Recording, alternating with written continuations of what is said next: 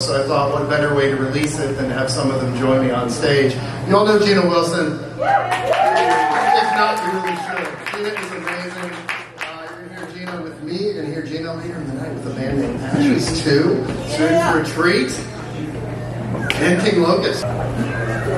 Snake Eyes, Blowtorch, Roadblock, Superstar, Ken, Beauty Secrets, Barbie, plastic dolls for kids to accessorize, in cotton casual or evening splendor, cheerleader or pajama party, with sunglasses, high heels, purse, helmet, machine gun, flamethrower. You could dress them up for a day at the beach or march them off to war. Societal gender expectations each sold separately.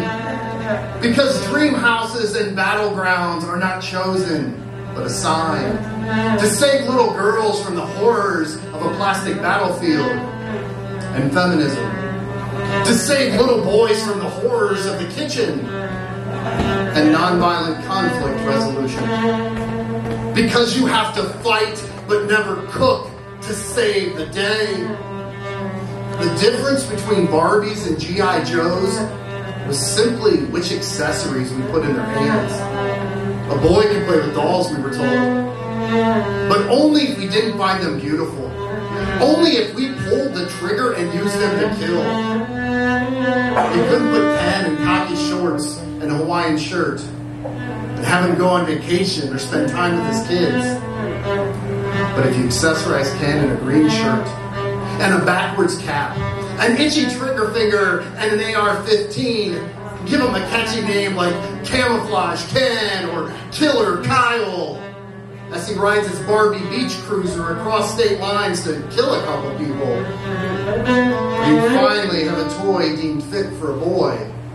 You know, a real American hero. Everything might be fantastic when you're made of plastic. But when the bullets and bodies are real, the figures still lie lifeless on the ground. A little boy still playing with his deadly toys. As white rage and toxic masculinity turn dream houses into nightmares.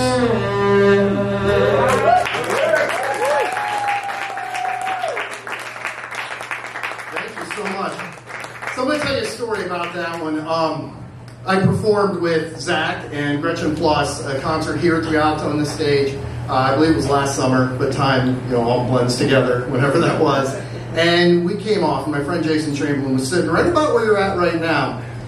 And we chatted afterwards. He's like, you know that poem?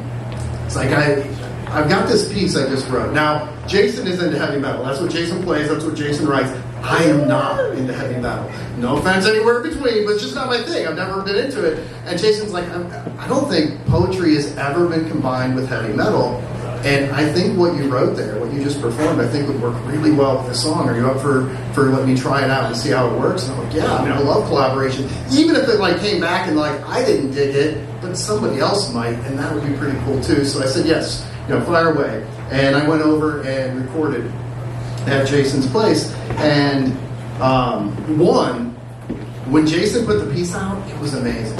I loved the piece. I never thought I would. I mean, I thought it might be decent. I thought I'd be like, okay, all right, I can get into this. But I never thought it would really just capture it so well, and it combined beautifully. Jason's piece, the way Jason put together, is on the album. So you can get the album, you get to hear that. And after we finished recording, Jason turned to me. Yes, absolutely. Jason turned to me after I finished recording the piece for him to use, and he's like, well, you're here. There's a mic. Let's record some of your stuff. Let's get you a spoken word album. So Jason is the reason why this exists. Jason recorded most of what's on here. Angie Hayes did a decent number of pieces as well. Carlin Warren and Henny Johnson a couple before that. So that's my story on how that album started off. This next piece is a response to a newspaper article. When escape only leads to what you were running from.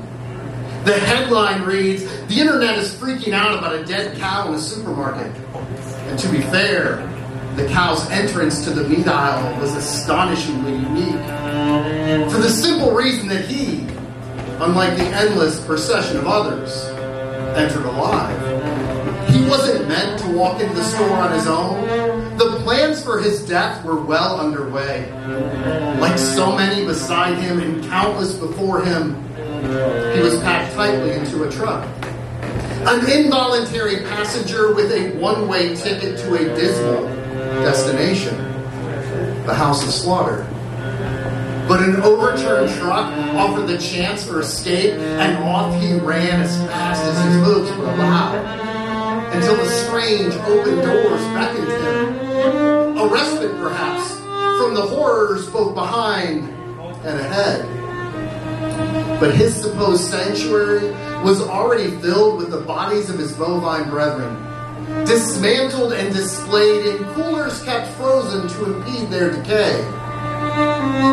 A sudden bullet sent his body to the ground, falling lifeless, like the package remained surrounding him. The customers, it seems, were upset that they had so vividly witnessed the pools of blood seeping from the broken remnants of someone who, only moments ago, was standing on his own four legs. They preferred not to think of their burgers as dead.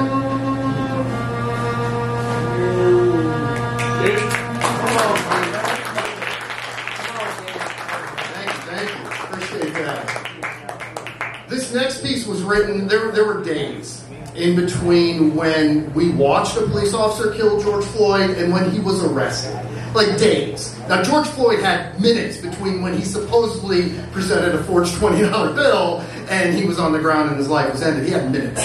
But this officer, who we all witnessed clearly killing him on camera, is not arrested for days until enough public outcry demanded that they had to do something. So this piece was written during that time. The weight of a nation pressed against your neck. An entitled white man's knee. Under an unrestrained and unpunished badge of law. Pushing maliciously against a black man's neck. Making him beg, unsuccessfully, for the right to his own life. Until his final breath is squashed. Is a most fitting metaphor for the history of our country. And I wish it were only history. And I wish it were only metaphor.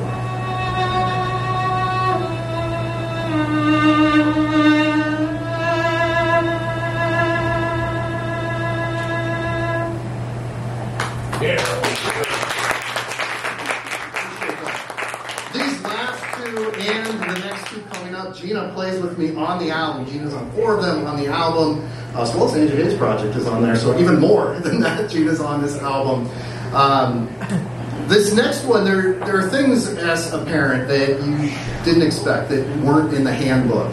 And you're just kind of suddenly dealing with things you never anticipated. And so we'll do this piece.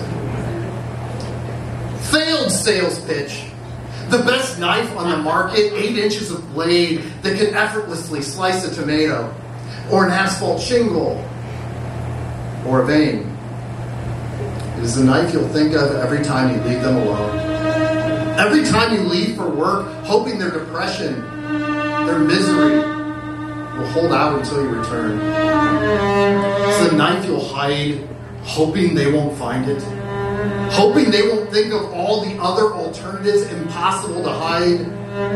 The way a plate could shatter into ceramic daggers. The way broken glass could tear through skin.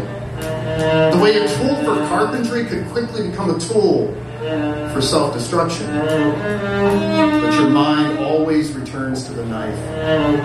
The easy-to-grip handle you continually imagine in their hands.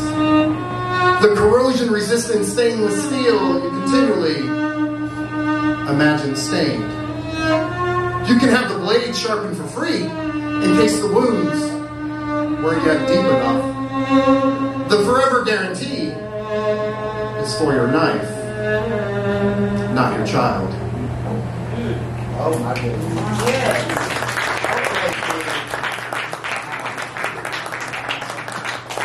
So, thank you, appreciate that.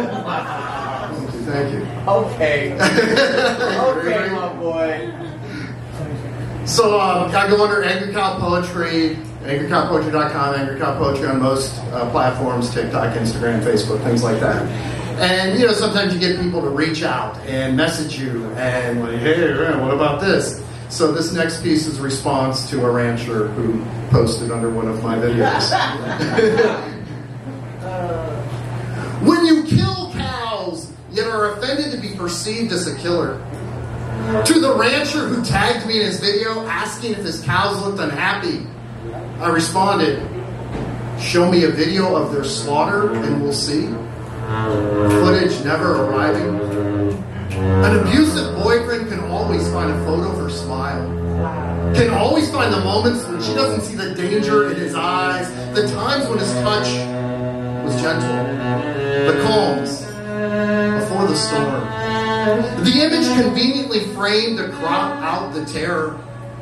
Those moments of trust when your victim doesn't know your plans for their flesh. An illusion of happiness, easily digested. A photo of the wall before the fist smashes the plaster. A photo of the cow before the bolt smashes the brain. Before the screams. Before the blood. Before the silence we all knew was coming. Appreciate that. Thank you so much. Give it up for Dr. Gina Wilson back there. I would like to call two more friends up to the stage to join me. Danielle, Nicole, Nikki, Dixon, and Linda Orji. Please join me on stage.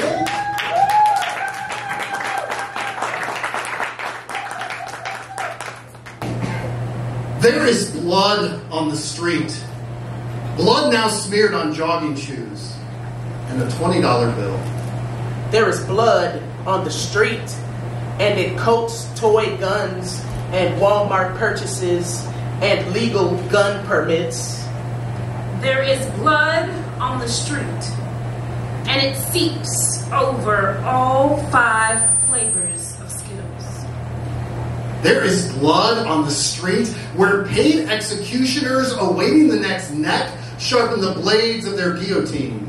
There is blood on the street, and our tires continue their rotations as if it were but a minor inconvenience. There is blood on the street, and it covers the tears, pleas, vomit, and finally silence of Elijah McClain's open-faced ski mask. There is blood on the street, and it has left indelible stains on Grandma's backyard.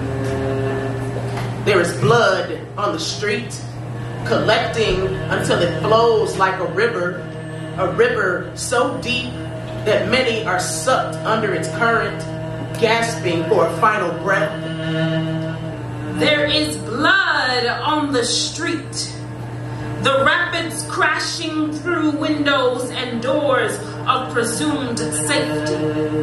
There is blood on the street that fails to signal for a lane change as it devastates a Wendy's parking lot. There is blood on the street, a river of blood beneath the valleys of indifference and intimidation. There is blood on the street, cutting a canyon of pain and suffering and lost childhood. There is blood on the street, and it has sullied our unwashed hands. There is blood on the street, but even as the evidence pools under our feet, many continue to deny the existence of bloodstains. There is blood on the street, but some cry how we need to protect the asphalt. There is blood. There is blood. There is blood on the street.